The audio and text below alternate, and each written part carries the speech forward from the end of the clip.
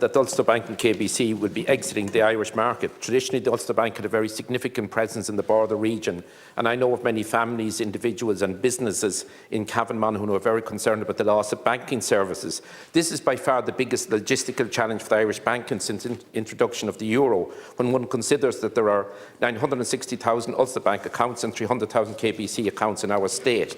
The backdrop to this as well is significant branch closures over the last decade, and also recent reduction in personnel through redundancy and non-replacement of retiring staff. So we've reduced number of branches and significant drop in personnel, which will mean that there can be huge potential for disruption and so much additional pressure on bank employees.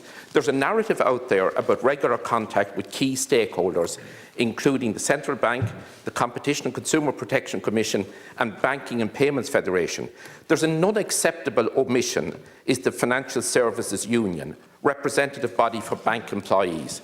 They are a key stakeholder, and I would ask the Government and the Department of Finance to use their influence with the Central Bank to ensure that the Financial Services Union are at all the relevant negotiations. I know the Central Bank are convening talks later this month with the 5 banks, and the Financial Services Union, representative of the employees, should be present at all such negotiations that are critical for a smooth transition in the exit of these 2 banks from our state. Thank you, Akan Corda.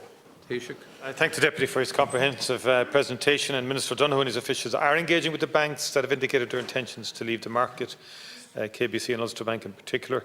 And they've recently confirmed Ulster Bank and KBC that they will provide their customers with 6 months' notice to close their accounts. Minister Donoghue and his officials are also engaged with the Banking and Payments Federation of Ireland to ensure that the remaining banks are prepared to accept applications from customers who are switching from the closing banks. And as you have said, Deputy, on the 27th of April, the Central Bank issued so-called Dear CEO letters to the 5 retail banks and to the largest financial services direct debit originators, setting out the regulators' expectations and the requirement for a customer-focused approach.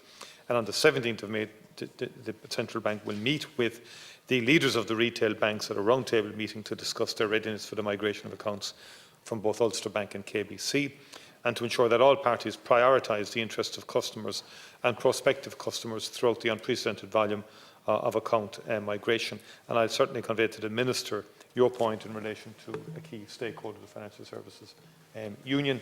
And I think we will also be insisting that the Consumer Protection Code of 2012 is adhered to, and that in all aspects, and that the Code of Conduct on switching of payment accounts with payment service providers is in place to support customers.